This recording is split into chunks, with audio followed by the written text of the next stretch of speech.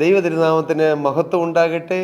ഇപ്പോൾ ഈ ബൈബിൾ സ്റ്റഡിയിൽ പങ്കെടുക്കുന്ന നിങ്ങൾക്ക് ഓരോരുത്തർക്കും ക്രിസ്തുയേശുവിൽ എൻ്റെ എളിയ സ്നേഹവന്ദനം.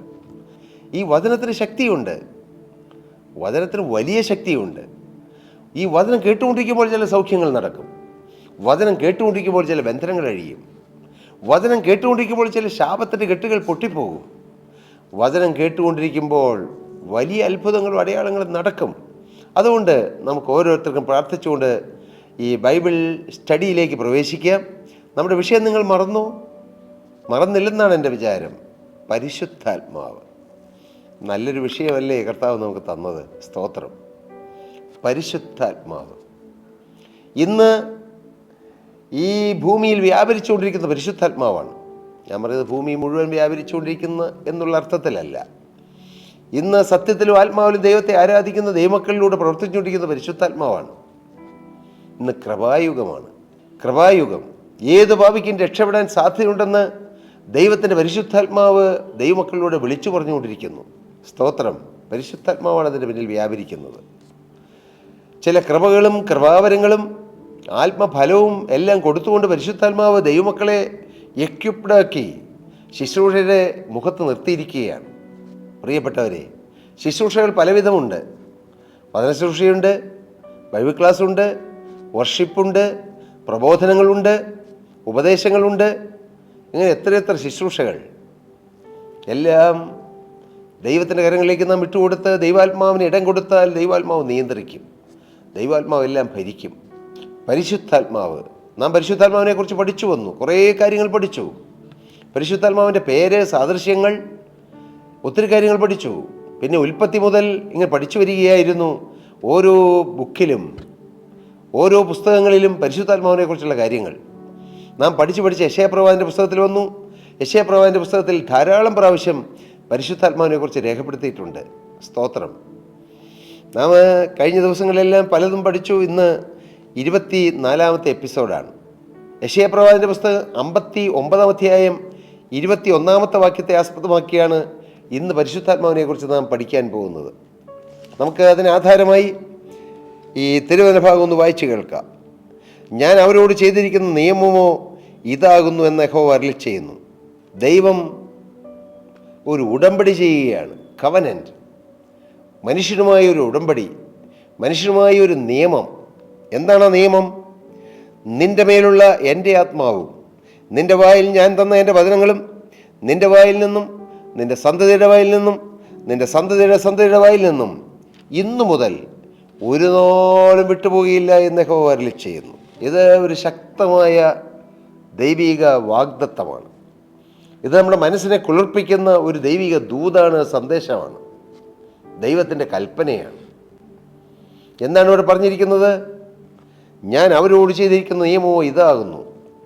ദൈവത്തിന് വേണ്ടി വേർതിരിക്കപ്പെട്ട തൻ്റെ ജനത്തിന് വേണ്ടി, തൻ്റെ സ്വന്തം ജനത്തിന് വേണ്ടി, തനിക്ക് വേണ്ടി വേർതിരിക്കപ്പെട്ട തൻ്റെ മക്കൾക്ക് വേണ്ടി ഒരു കവനൻ, ഒരു ഉടമ്പടി ചെയ്യുകയാണ്. എന്താണ് ഉടമ്പടി? ദൈവം പറയുന്നു, നിൻ്റെ മേലുള്ള എൻ്റെ ആത്മാവും. ആ വാക്കിന് വലിയ അർത്ഥമുണ്ട്, വലിയ ആഴമുണ്ട്. നിൻ്റെ മേൽ പരിശുദ്ധാത്മാവ് ഉണ്ടെങ്കിൽ, ഇല്ലെങ്കിൽ ഈ വാഗ്ദത്തം നിറവേറുകയില്ല. നിൻ്റെ മേലുള്ള എൻ്റെ ആത്മാവ്. പ്രിയപ്പെട്ടവരെ, നാം ഈ വാക്കുകൾ കേൾക്കുമ്പോൾ എൻ്റെ മേൽ പരിശുദ്ധാത്മാവ് ഉണ്ടോ എന്ന് ചിന്തിക്കണം. രണ്ട് തരത്തിലുള്ള ആത്മാക്കളുണ്ട്. നാം വേദപുസ്തകം പഠിക്കുമ്പോൾ മനസ്സിലാകും. പ്രധാനമായി ഒന്ന് പരിശുദ്ധാത്മാവ്, അത് വിശുദ്ധിയുടെ ആത്മാവാണ്, അത് ദൈവത്തിൻ്റെ ആത്മാവാണ്. എന്നാൽ രണ്ട് ദുരാത്മാവ്, അത് അശുദ്ധിയുടെ ആത്മാവാണ്, അത് സാത്താൻ്റെ ആത്മാവാണ്. ഒരു മനുഷ്യനിൽ ഒരു സമയത്ത് ഒന്നുകിൽ പരിശുദ്ധാത്മാവ് കാണും, അല്ലെങ്കിൽ ദുരാത്മാവ് കാണും. ഇതൊരു സത്യമാണ്. നാം അംഗീകരിച്ചാലും അംഗീകരിച്ചില്ലെങ്കിലും ഒന്നുകിൽ നമ്മിൽ പരിശുദ്ധാത്മാവ് കാണും, ആ പരിശുദ്ധാത്മാവ് ഇല്ലെങ്കിൽ നമ്മിൽ സാത്താൻ്റെ ആത്മാവ്, ദുരാത്മാവ് കാണും. ജീവനുള്ള ദൈവത്തെ രക്ഷിതാവും കർത്താവുമായി സ്വീകരിച്ച് ദൈവഹിതത്തിന് വേണ്ടി തന്നെ സമർപ്പിച്ച് മനസ്സറിഞ്ഞൊരു തെറ്റ് വരികയില്ല എന്ന് ജീവിതത്തിൽ നിശ്ചയിച്ച് നിർണയിച്ച് ഏതെങ്കിലും തെറ്റ് അരുതാതെ വന്നാൽ ഉടനെ തന്നെ കർത്താവിനോട് ഏറ്റുപറഞ്ഞ് അത് ഉപേക്ഷിച്ച് ദൈവസ്ഥലിൽ നിന്ന് കഴുകൽ പ്രാപിച്ച് മുന്നോട്ട് പോകുന്ന ജീവിതമാണ് യഥാർത്ഥ ക്രിസ്ത്യ ജീവിതം. അങ്ങനെയുള്ളവരുടെ ഉള്ളിൽ ദൈവത്തിൻ്റെ പരിശുദ്ധാത്മാവ് വാഴും. എന്നാൽ ഏതെല്ലാം പാപങ്ങൾ വന്നാലും സാരമില്ല, തെറ്റില്ല. മദ്യപിച്ചാൽ കുഴപ്പമില്ല, പുകവലിച്ചാൽ അതിനെന്താണ് കുഴപ്പം? ഞാൻ പാപം ചെയ്താൽ ഞാനല്ലേ ചെയ്യുന്നതിന് വേറെ ആർക്കെന്താണ് തെറ്റ്? ഞാൻ കോപിച്ചാൽ ഞാൻ എൻ്റെ ഭാര്യയോടോ എൻ്റെ കുഞ്ഞുങ്ങളോടല്ലേ കോപിക്കുന്നത്, നിങ്ങൾക്കെന്ത് കാര്യം? ഇങ്ങനെ പറഞ്ഞ് ദൈവത്തെയും മനുഷ്യരെയും ദൈവവേലക്കാരെയും ചോദ്യം ചെയ്യുന്നവരുണ്ട്. പച്ചവെള്ളം പോലെ പാപം ഊറ്റി കുടിക്കുന്നവരുണ്ട്. പ്രിയപ്പെട്ടവരെ, അവരിൽ വസിക്കുന്നത് ദൈവത്തിൻ്റെ ആത്മാവല്ല, പരിശുദ്ധിയുടെ ആത്മാവല്ല, അവിടെ വസിക്കുന്നത് സാത്താൻ്റെ ആത്മാവാണ്, ദുരാത്മാവാണ്. ചിലർ ഈ സത്യസുവിശേഷത്തെ എതിർക്കുന്നു. അവർ വിചാരിക്കുന്നത് അവർ ചില നല്ല കാര്യങ്ങൾ ചെയ്യുകയാണെന്ന്. അല്ല മോനെ, ദുരാത്മാവ് നിന്നിൽ കയറിയിട്ട് നീ സത്യത്തിൻ്റെ ആത്മാവിനെതിരായി പ്രവർത്തിക്കുകയാണ്. ചിലർ യൂട്യൂബിലൂടെ ദൈവമക്കളെ കുറ്റം പറയും, ദൈവമക്കളെ വലിച്ചു കീറും.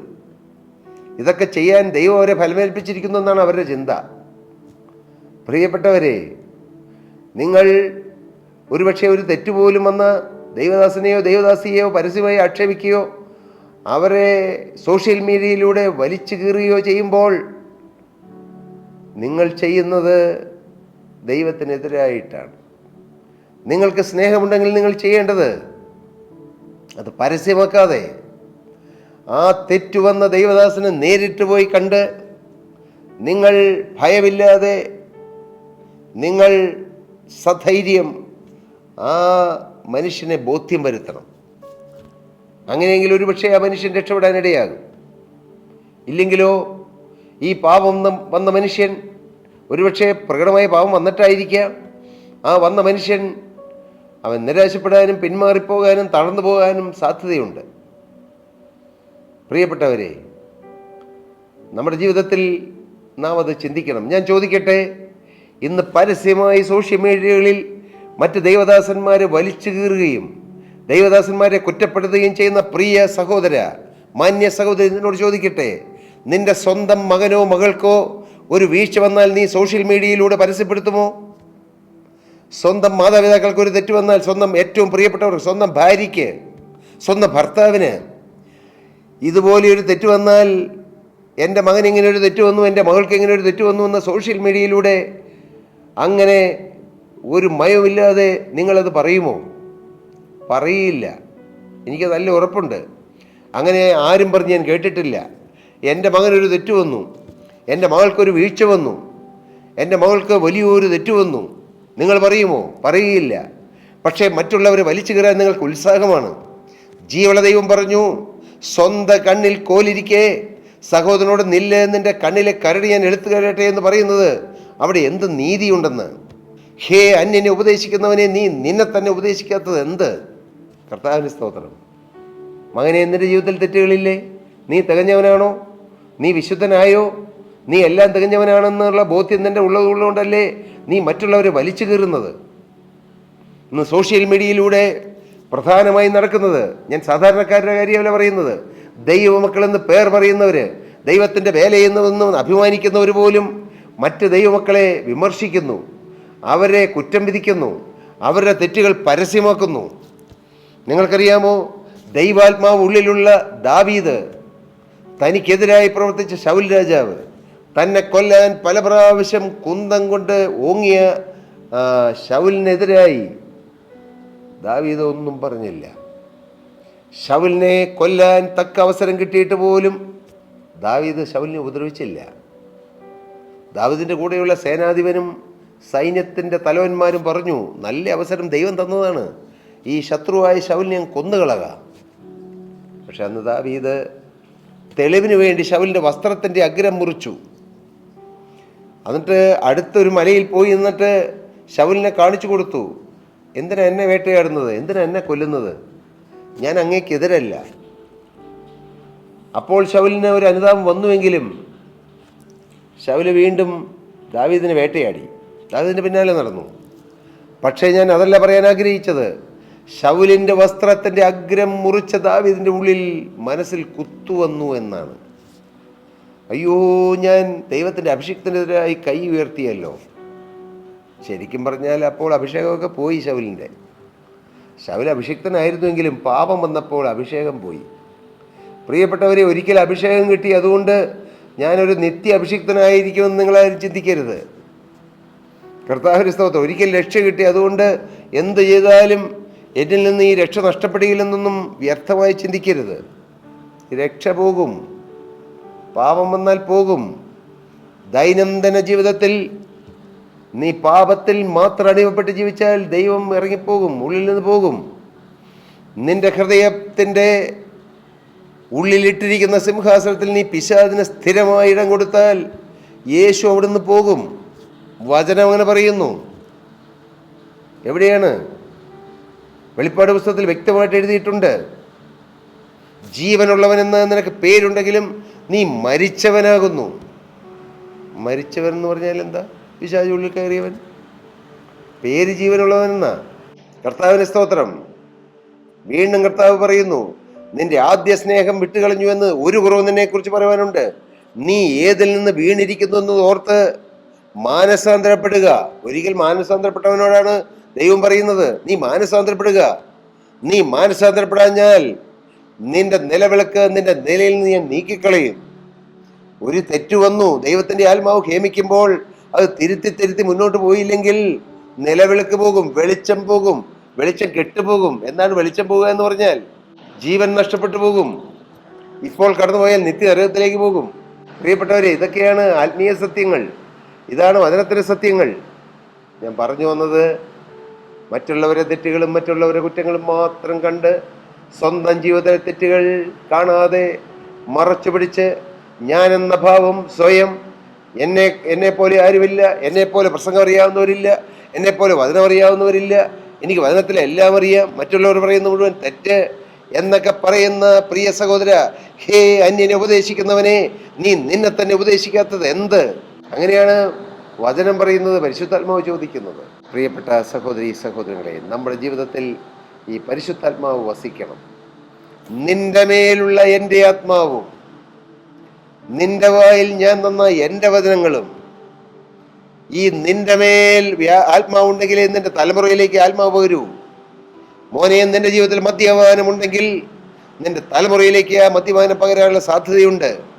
മകനെ, നിന്റെ ജീവിതത്തിൽ വ്യഭിചാര ആസക്തി വെച്ചുകൊണ്ടാണ് നീ ഇന്നും നടക്കുന്നതെങ്കിൽ നിന്റെ മക്കളുടെ ജീവിതത്തിൽ അത് പകരാൻ സാധ്യതയുണ്ട്. നിന്റെ ജീവിതത്തിൽ വിറഞ്ഞ് കോപിക്കുന്ന കോപമുണ്ടെങ്കിൽ നിന്റെ മക്കളിലേക്ക് അത് പകരാൻ സാധ്യതയുണ്ട്. നിന്നിലുള്ളതേ നിന്റെ മക്കളിലേക്കും മറ്റുള്ളവരിലേക്കും പകരൂ. പകർച്ച ഒരു സത്യമാണ്. നിന്റെ മേൽ പരിശുദ്ധാത്മാവ് ഉണ്ടെങ്കിൽ പരിശുദ്ധാത്മാവ് മറ്റുള്ളവരിലേക്ക് പകരപ്പെടും, നിന്റെ തലമുറകളിലേക്ക് പകരപ്പെടാം. നിന്റെ മേലുള്ള എൻ്റെ ആത്മാവ്. നിങ്ങൾ ചിന്തിക്കണം, ഏതാത്മാവാണ് നിങ്ങൾ വസിക്കുന്നതെന്ന്. പരിശുദ്ധാത്മാവോ ദുരാത്മാവോ? ദൈവാത്മാവ് വസിക്കുന്നുണ്ടെങ്കിലേ ദൈവാത്മാവ് മക്കളിലേക്ക് പകരപ്പെടൂ. മോനെ, നിന്റെ ജീവിതത്തിൽ സാക്ഷ്യമുണ്ടെങ്കിലേ നിന്റെ മക്കൾ സാക്ഷ്യത്തോടെ ജീവിക്കൂ. നീയും നിന്റെ ഭാര്യയും തമ്മിൽ ഒരു മനസ്സുണ്ടെങ്കിലേ നിന്റെ മക്കളുടെ കുടുംബജീവിതത്തിൽ ഒരു മനസ്സ് കിട്ടൂ. ദൈവത്തിന് സ്തോത്രം. മദ്യപാനികളായ അപ്പന്മാര് മക്കളെ ഉപദേശിക്കും, മക്കളെ മദ്യപിക്കല്ലേ. അവരെങ്ങനെ കേൾക്കാൻ? സ്വന്തം ഭാര്യയോട് കോപിക്കുകയും വഴക്കടിക്കുകയും കലമ്പലുണ്ടാക്കുകയും ചെയ്യുന്ന പ്രിയ സഹോദര, നിന്റെ മക്കൾക്ക് എങ്ങനെ നല്ലൊരു കുടുംബജീവിതം കിട്ടും? ഇല്ലെങ്കിൽ വ്യക്തിപരമായി മക്കൾ യേശു ക്രിസ്തുവിനെ രക്ഷിതാവും കർത്താവുമായി സ്വീകരിച്ച് അവർ ദൈവ വഴിയിലൂടെ പോയാൽ അവർക്ക് കിട്ടും. അവിടെ അതുകൊണ്ടാണ് പറയുന്നത്, നിന്റെ മേലുള്ള എൻ്റെ ആത്മാവും നിന്റെ വായിൽ ഞാൻ തന്ന എൻ്റെ വചനങ്ങളും നിന്റെ വായിൽ നിന്നും നിന്റെ സന്തതിയുടെ വായിൽ നിന്നും നിന്റെ സന്തതിയുടെ സന്തതിയുടെ വായിൽ നിന്നും ഇന്നു മുതൽ ഒരു നാളും വിട്ടുപോകുകയില്ല എന്ന് യഹോവ അരുളി ചെയ്യുന്നു. ദൈവത്തിൻ്റെ അരുളപ്പാടാണ്. അതുകൊണ്ട് നാം ആത്മാവിനെ പ്രാപിക്കണം. ഉള്ള കാലം പരിശുദ്ധാത്മാവിനെ പ്രാപിക്കണം. ഇന്ന് മനുഷ്യർ പരിശുദ്ധാത്മാവിനെ തൊഴിക്കുന്നു, പരിശുദ്ധാത്മാവിനെ നിന്ദിക്കുന്നു. ഏതെങ്കിലും ഒരു മനുഷ്യരിലൂടെ പരിശുദ്ധാത്മാവ് വ്യാപരിക്കുന്നു എന്ന് കണ്ടാൽ അവനെ തരം താഴ്ത്തുന്നു. ഇതൊന്നും ദൈവം പ്രസാദിക്കുന്നതല്ല. ആത്മാവിനെ കെടുക്കരുത്, പ്രവചനം തുച്ഛീകരിക്കരുത്, സകലവും ശോധന ചെയ്ത് നല്ലത് മുറുകെ പിടിച്ചുകൊള്ളുകയും. ചില ചിന്താഗതികൾ, മകനെ, നിന്റെ ഉള്ളിൽ നിനക്കുള്ള ചില ചിന്താഗതികൾ അതിന് വിരുദ്ധമായി ആരെങ്കിലും പ്രവർത്തിച്ചാൽ അത് തെറ്റെന്ന് പറഞ്ഞ് സത്യത്തിൻ്റെ ആത്മാവിൻ്റെ പ്രവർത്തനത്തെ നീ തടഞ്ഞിട്ടുണ്ടോ? സത്യത്തിൻ്റെ ആത്മാവ് വ്യാപരിക്കുന്ന വ്യക്തികളെക്കുറിച്ച് നീ മറ്റുള്ളവരോട് പരദൂഷണം പറഞ്ഞിട്ടുണ്ടോ? എല്ലാം തെറ്റാണ്, എല്ലാം പാപമാണ്. നമ്മിൽ ആത്മാവ് വസിക്കണം, നമ്മിൽ ദൈവത്തിൻ്റെ വചനം വസിക്കണം, ദൈവത്തിൻ്റെ പ്രകാശം വസിക്കണം. എങ്കിലേ തലമുറകളിലേക്ക് പകരപ്പെടുകയുള്ളൂ. നമ്മുടെ മേൽ ദൈവം തൻ്റെ ആത്മാവിനെ പകരും. നമ്മളെ തന്നെ വിശുദ്ധീകരിച്ച് ഏത് തെറ്റ് വന്നവനാണെങ്കിലും, ഏത് പാപം വന്നവനാണെങ്കിലും, ഏത് പ്രകടമായ തെറ്റിൽ പോയവനാണെങ്കിലും യേശു ക്രിസ്തുവിൻ്റെ സ്നേഹം വിളിക്കുമ്പോൾ ഓടിച്ചെന്ന് യേശുവിൻ്റെ പാദം കെട്ടിപ്പിടിച്ച യേശു ക്രിസ്തുവിനോട് സകല പാപങ്ങളെ ഏറ്റുപറഞ്ഞ് പാപത്തെ ഉപേക്ഷിച്ച് ഒരു പുതിയ ജീവൻ തുടങ്ങാൻ ജീവിതം സമർപ്പിച്ചാൽ യേശുവിൻ്റെ രക്തം വന്ന് കഴുകി, യേശുവിൻ്റെ രക്തം വന്ന് വിശുദ്ധീകരിച്ച് നമുക്കൊരു പുതിയ ജീവിതം തരും. നമ്മുടെ മേൽ തൻ്റെ ആത്മാവിനെയും പകരും. സ്തോത്രം. നമ്മുടെ മേൽ ആത്മാവിനെ പകർന്നാൽ നമ്മുടെ തലമുറകളിലേക്ക് ആത്മാവിനെ പകരാൻ ദൈവത്തിന് സാധിക്കും. ഞാൻ സത്യമായും പറയട്ടെ, ഭാഗ്യവശാൽ ഞങ്ങളുടെ മാതാപിതാക്കൾ അനുഗ്രഹിക്കപ്പെട്ട ഒരു മനസ്സുള്ള ഒരു കുടുംബജീവിതം നയിക്കുന്നു. അത് കണ്ടു വളർന്ന ഞങ്ങൾ അനുഗ്രഹിക്കപ്പെട്ട ഒരു കുടുംബജീവിതമാണ് ഞാനും എൻ്റെ പ്രിയ ഭാര്യയും ഒരു മനസ്സുള്ള ഒരു ഹൃദയമുള്ള കുടുംബജീവിതം നയിക്കുന്നത്. ഇന്ന് ഞങ്ങളുടെ മക്കൾ, ഞങ്ങളുടെ മൂത്തവന് വിവാഹം കഴിച്ചു, 4.5 വർഷത്തോളമായി. അവരും അനുഗ്രഹിക്കപ്പെട്ട കുടുംബജീവിതം നയിക്കുന്നു. കർത്താവിന് സ്തോത്രം. നമ്മിലുള്ളതേ മറ്റുള്ളവരിലേക്കും തലമുറകളിലേക്കും പകരും. നമുക്ക് ദൈവവേലയ്ക്ക് ദാഹമുണ്ടെങ്കിൽ നമ്മുടെ മക്കളും ദൈവവേലയ്ക്ക് ദാഹമുള്ളവരാകും. കൃപയാൽ ഞങ്ങൾ കുടുംബമായി കർത്താവിൻ്റെ വേല ചെയ്യുന്നവരാണ്. ഞങ്ങളുടെ മക്കളും കർത്താവിൻ്റെ വേലയിൽ ഉത്സാഹത്തോടെ നിൽക്കുന്നു. ഇതൊന്നും നന്മയായിട്ടോ അഭിമാനമായിട്ടോ പറയുന്നതല്ല. നാം ഉള്ള കാലം കർത്താവിനെ പ്രാപിച്ചുകൊള്ളണം, കർത്താവിൻ്റെ ആത്മാവിനെ പ്രാപിച്ചുകൊള്ളണം, കർത്താവിൻ്റെ വചനം പ്രാപിച്ചുകൊള്ളണം. കർത്താവിന് സ്തോത്രം. ഞങ്ങളുടെ മൂത്ത 2 മക്കളും കർത്താവിൻ്റെ വചനമിടയ്ക്കെല്ലാം പറയും. അവർ കർത്താവിനെ ആരാധിക്കും, കർത്താവിനെ സാക്ഷിക്കും, കർത്താവിനെ ഉയർത്തും. മൂത്ത മോൻ്റെ ഭാര്യ മോളും വർഷിപ്പിലുണ്ട്. ആ മോളും കർത്താവിനെ സാക്ഷിക്കുന്ന മകളാണ്. ഞങ്ങളുടെ മാതാപിതാക്കളും ഞങ്ങളും അങ്ങനെ ഒരുമിച്ച് കർത്താവിൻ്റെ വേല ചെയ്യുന്നു. ഉള്ളതേ പകരപ്പെടുകയുള്ളൂ. സ്തോത്രം. കർത്താവിൻ്റെ സ്തോത്രം. നിങ്ങൾ ഈ ബൈബിൾ ക്ലാസ്സിൽ സംബന്ധിക്കുമ്പോൾ ഇതൊരു ക്ലാസ്സായിട്ടല്ല. പ്രിയപ്പെട്ടവരെ, ദൈവത്തിൻ്റെ പരിശുദ്ധാത്മാവ് നിങ്ങളോട് ഇടപെടുന്നു എന്ന് നിങ്ങൾ വിശ്വസിച്ചുകൊണ്ട് തിരുത്തുക. ഇതുവരെ ആത്മാവിനെ പ്രാപിച്ചില്ലേ? ഇനി നിങ്ങൾക്ക് പ്രാപിക്കാം. ഇതുവരെയും പരിശുദ്ധാത്മാവിനെ എതിർത്തവരാണോ? നിങ്ങൾക്ക് അതിനോട് യാത്ര പറഞ്ഞ് ദൈവത്തോട് ഏറ്റുപറഞ്ഞ് ആ പാപത്തെ ഉപേക്ഷിച്ച് പരിശുദ്ധാത്മാവിനോട് സഖ്യത ചെയ്യാം. 2 പേർ ഒത്തിട്ടല്ലാതെ ഒരുമിച്ച് പോവുകയില്ല. നിങ്ങൾക്ക് ദൈവമക്കളെ കുറ്റം പറഞ്ഞുകൊണ്ട് ഒരു ആത്മീയ ജീവൻ നയിക്കാൻ കഴിയുകയില്ല. നിങ്ങൾക്ക് പരിശുദ്ധാത്മാവിനെ ചോദ്യം ചെയ്തുകൊണ്ട് നിങ്ങൾക്കൊരു ജയകരമായ ജീവൻ നയിക്കാൻ കഴിയുകയില്ല. നിങ്ങളുടെ എവിടെയെങ്കിലും സ്വകാര്യ ജീവിതത്തിൽ, പേഴ്സണൽ ലൈഫിൽ നിങ്ങൾക്ക് വിജയമുണ്ടായിരിക്കുകയില്ല. കർത്താവിന് സ്തോത്രം. പേഴ്സണൽ ലൈഫിൽ നിങ്ങൾ പരാജയം അനുഭവിക്കുന്ന വ്യക്തിയായിരിക്കും. ഒരുപക്ഷെ സ്റ്റേജിൽ നിങ്ങൾ ശക്തമായി പ്രസംഗിക്കുന്നയാളായിരിക്കും.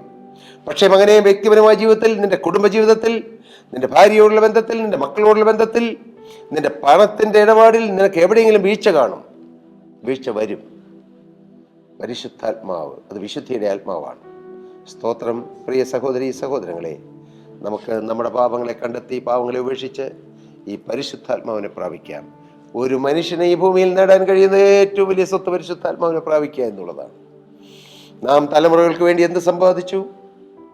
കുറേ സ്വത്ത് സമ്പാദിച്ച് കാണും സഹോദര, കുറേ വസ്തുവകൾ വാങ്ങിക്കൂട്ടി കാണും, വലിയ സ്ഥാപനങ്ങൾ ഉണ്ടാക്കി കാണും, വലിയ ബിസിനസ് ശൃംഖല പടുത്തുയർത്തി കാണും. പക്ഷേ മക്കൾക്ക് വേണ്ടി ആത്മാവിനെ കൊടുക്കാൻ നീ ആത്മാവിനെ പ്രാപിച്ചുവോ? ആത്മാവിൻ്റെ വിവിധ തലങ്ങളിലേക്ക് നീ പ്രവേശിച്ചുവോ? ആത്മാവിൻ്റെ കൃപകളും കൃപാവരങ്ങളും നീ പ്രാപിച്ചുവോ? ആത്മാവിൻ്റെ നിറവ് പ്രാപിച്ചുവോ? എങ്കിലത് മക്കളിലേക്ക് പകരപ്പെടും. നമുക്ക് ഇന്നൊരു നല്ല തീരുമാനമെടുക്കാം. ഈ ബൈബിൾ ക്ലാസ്സിൽ നല്ലൊരു തീരുമാനം. എൻ്റെ മേലുള്ള ആത്മാവും എൻ്റെ വായിൽ ദൈവം തന്ന വചനങ്ങളും എൻ്റെ തലമുറകളിലേക്ക് പകരപ്പെടുവാൻ തക്കവണ്ണം ഞാൻ ഒരാൾ നിൽക്കും. പ്രിയ സഹോദര, നീ ഒരാൾ നിൽക്ക്. പ്രിയ പിതാവേ, ഒരാൾ നിൽക്ക്.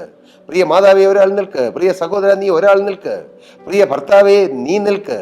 പ്രിയ സഹോദരി, ഭാര്യയായ സഹോദരി, നീ നിൽക്ക് നിൻ്റെ കുടുംബത്തിന് വേണ്ടി. പ്രിയ മകനെ, നീ നിൽക്ക് നിൻ്റെ മാതാപിതാക്കൾക്ക് വേണ്ടി.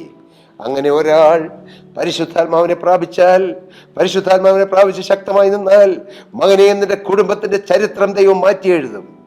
നിന്റെ കുടുംബത്തിൻ്റെ ചരിത്രം, ആ ചരിത്രം പുതിയ ചരിത്രമാക്കി കർത്താവ് എഴുതും. നിന്നിലൂടെ ഒരു പുതിയ ചരിത്രം കർത്താവ് എഴുതും. Hallelujah, hallelujah. അതാണ് പരിശുദ്ധാത്മാവ് എഴുതുന്ന ചരിത്രം. ആ വലിയ ഭാഗ്യം നമുക്ക് ഓരോരുത്തർക്കും ഉണ്ടാകട്ടെ. പരിശുദ്ധാത്മാവിനെ പ്രാപിക്കാനുള്ള ദാഹം എല്ലാവർക്കും ഉണ്ടാകട്ടെ. അതിന് കർത്താവിൻ്റെ പരിശുദ്ധാത്മാവ് ഇടയാക്കട്ടെ എന്ന് പ്രാർത്ഥിച്ചുകൊണ്ടും അനുഗ്രഹിച്ചുകൊണ്ടും ഇന്നത്തെ ഈ ബൈബിൾ ക്ലാസ് സമാപിക്കുമ്പോൾ ഞാൻ നിങ്ങൾക്ക് വേണ്ടി ഒരു വാക്ക് പ്രാർത്ഥിച്ചുകൊള്ളട്ടെ. നമുക്ക് തലകളെ വണക്കാം. സ്വർഗീയ പിതാവേ, സ്നേഹം നിറഞ്ഞ ഞങ്ങളുടെ കർത്താവേ, ഈ സമയം അത്രയും അവിടുത്തെ വചനം ഞങ്ങൾക്ക് ധ്യാനിക്കാൻ, ചിന്തിക്കാൻ, വചനത്തിൻ്റെ വിവിധ വശങ്ങൾ ചിന്തിപ്പാൻ ഞങ്ങൾക്കെന്ന അവസരത്തിനായി സ്തോത്രം. ഞങ്ങളുടെ മേൽ പരിശുദ്ധാത്മാവ് വന്നാലേ തലമുറകളിലേക്ക് അത് പകരപ്പെടൂ എന്നുള്ള സത്യം ഞങ്ങൾ വചനത്തിലൂടെ മനസ്സിലാക്കുന്ന കർത്താവേ, ഞങ്ങളെ തന്നെ അവിടുത്തെ സന്നിധിയിൽ താഴ്ത്തുന്നു. യേശുവെ, അവിടുത്തെ രക്തം കൊണ്ട് ഞങ്ങളെ കഴുകി വെടുപ്പാക്കി അവിടുത്തെ പരിശുദ്ധാത്മാവിനെ ഞങ്ങളുടെ ഹൃദയത്തിൽ നിക്ഷേപിക്കണമേ. പരിശുദ്ധാത്മാവിനെ പ്രാപിച്ചുകൊണ്ട് ഈ തലമുറയിൽ വിശുദ്ധിയുടെ ദീപശിഖ ഉയർത്തിപ്പിടിച്ചുകൊണ്ട് നിൽപ്പാൻ ഞങ്ങൾക്ക് ഭാഗ്യം തരണം.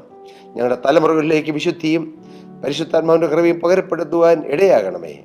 അനുഗ്രഹിക്കണമേ.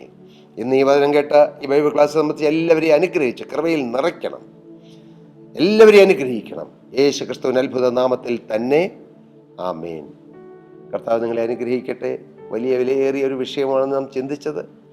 ആത്മാവിനെ പ്രാപിക്കുക, സ്വർഗീയ നിക്ഷേപം പ്രാപിക്കുക. ബാങ്കിലെ നിക്ഷേപമല്ല, സ്വർഗത്തിലെ നിക്ഷേപം. അത് പരിശുദ്ധാത്മാവാണ്. കർത്താവ് എല്ലാവരെയും നടപടിയായി അനുഗ്രഹിക്കുമാറാകട്ടെ. സ്തോത്രം.